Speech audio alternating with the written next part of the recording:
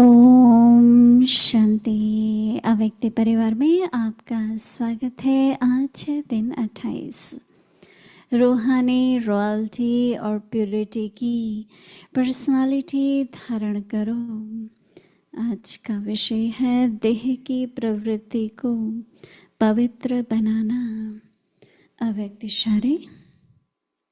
आप सबकी पहली प्रवृत्ति है अपनी देह की प्रवृत्ति, फिर है देह के संबंध की प्रवृत्ति। तो पहली प्रवृत्ति देह की, हर कर्मेंद्रिय को पवित्र बनाना है।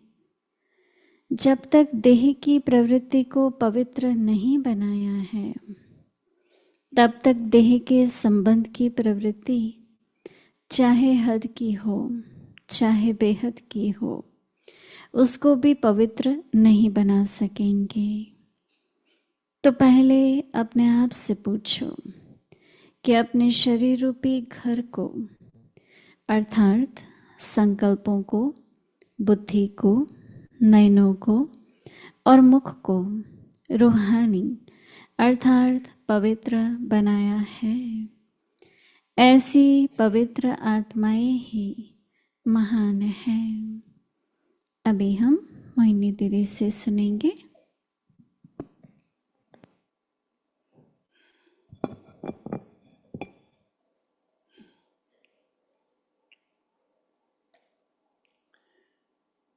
ओम शांति।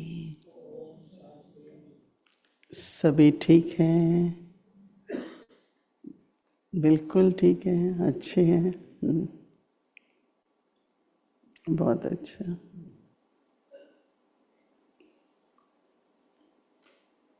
बाबा रोज कुछ न कुछ थोड़ा नया और सूक्ष्म बताते हैं। पवित्रता को तो हम समझते ही हैं, लेकिन फिर उसका बहुत विस्तार है। तो आज बाबा कह रहे हैं कि देह की प्रवृत्ति, सब कर्म इंद्रिय ज्ञान इंद्रिय, ये प्रवृत्ति है ना देह की। देह की प्रवृत्ति को पवित्र बनाओ। जैसे आत्मा में मन बुद्धि संस्कार है, वैसे देह में नेत्र हैं, मुख है, हाथ है, पैर है, नहीं सब। तो एक एक कर्म इंद्रिय को पवित्र। पर बाबा पवित्रता को फिर रूहानियत में बदलो।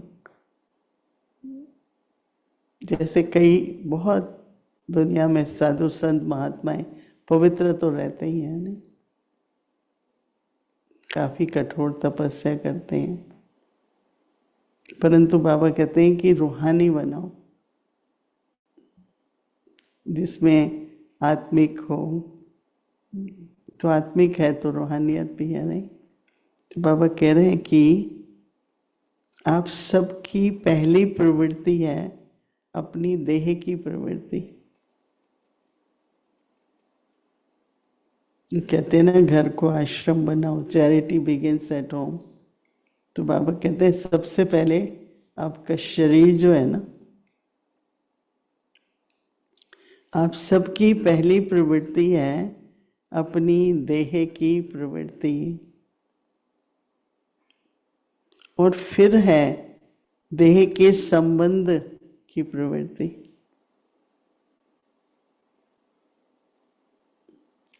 कितने संबंध है ना, देह के बहुत संबंध है। तो पहली प्रवृत्ति देह की, अर्थात हर कर्म इंद्रिय को पवित्र बनाना है।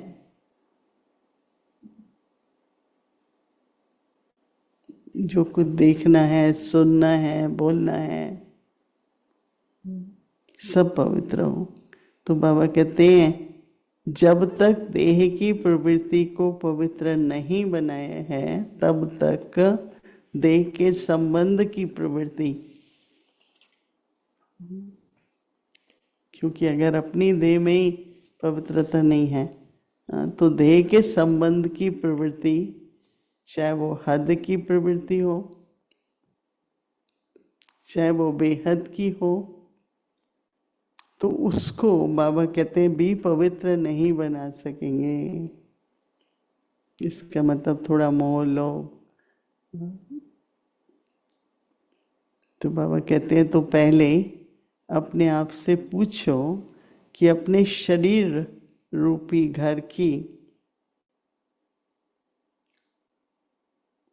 अर्थात अपने संकल्पों की, अपने बुद्धि की, अपने नेत्रों की, अपने मुख की रूहानी अर्थात पवित्र बनाया है।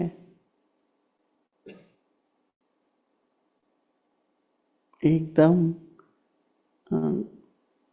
किसी के किसी बात पर बुद्धि चल जाए या देह में कभी भी देह भान के कारण कोई ऐसी वाणी चल जाए नहीं, तो बाबा कहते हैं ऐसी पवित्र आत्माएं ही महान होती हैं। तो बाबा ब्राह्मण जीवन है, फरिश्ते बन रहे हैं, फिर देवता बनेंगे, और देवताएं जो हैं वो पूजनीय हैं, पावन हैं। तो बाबा कहते हैं ना, आत्मा और शरीर दोनों जब पावन होते हैं तो पूजनीय बनते हैं।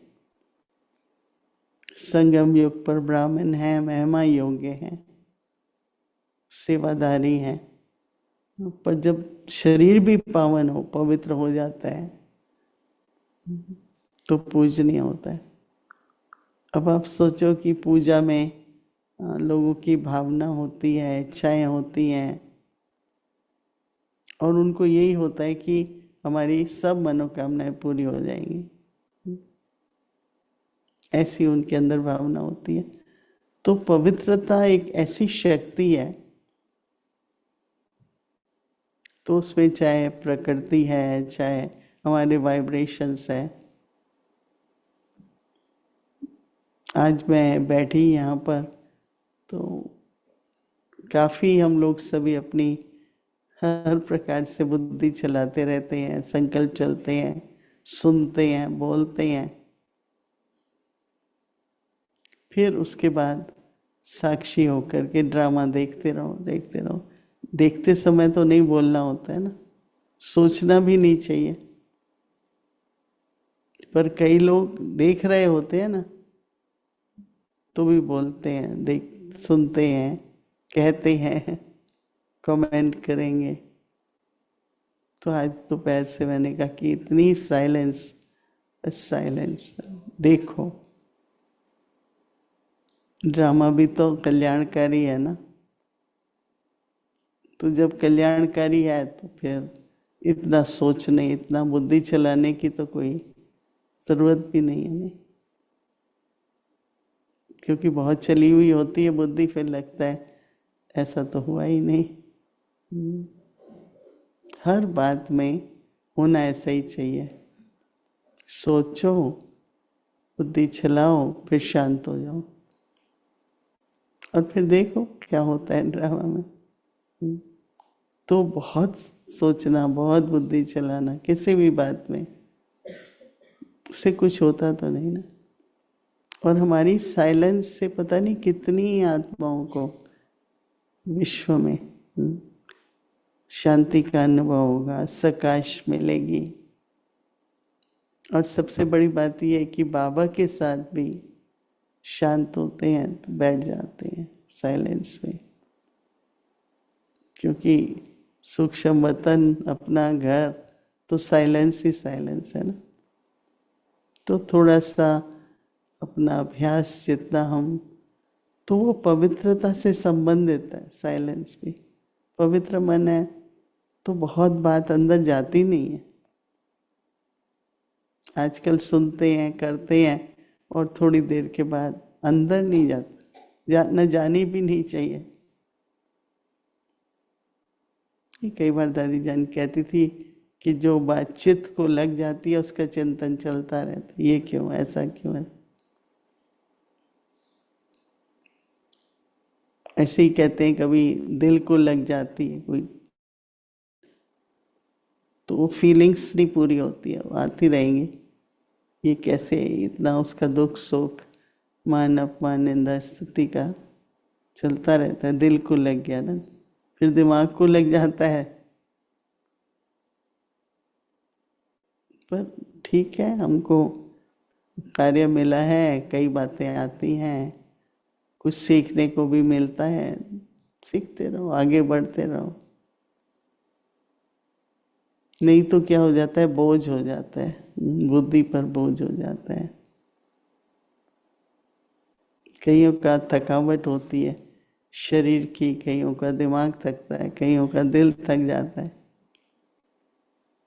या कभी निराश हो सकते हैं। हमको तो चढ़ती कला सर्व का भला, ये स्लोगन याद रखते हुए कि चढ़ती कला, अपना आगे बढ़ो, चढ़ते रहो, सबका भला होगा। तो इसलिए साइलेंस से सारा यूनिवर्स, मतलब विश्व से जैसे कनेक्शन सा फील होता है।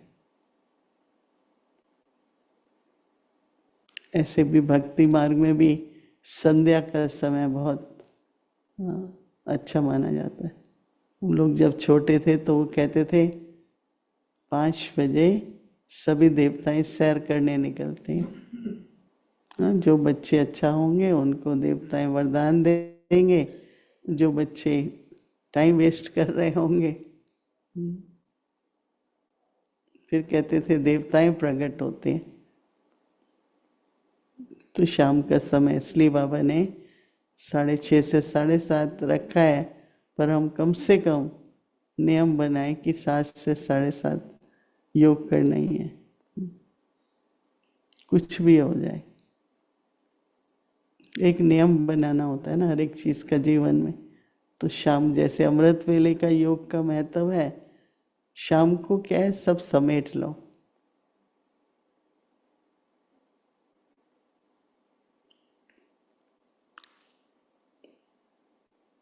तो समेटते जाते हैं, समेटते रहते हैं, विस्तार को सार में ले आओ। और अच्छा, तो बहुत तरह की ऐसी सूक्ष्म शक्तियाँ धारण भी होंगी और काम भी करेंगी। जो शक्ति है ना वो किरणों की तरह, वाइब्रेशन की तरह पहुंचती हैं। तो ये भी बहुत बड़ी सेवा हो जाती है। खुद समेटते हैं, सूर्यास्त हो रहा है, प्रकृति भी अपना सब समेटना शुरू कर देती है ना शाम को। तो हम भी ऐसे ही शाम को सब समेट करके जैसे एक सकाश और मनसा सेवा के हमको निमित्त बनना है। ओम शांति।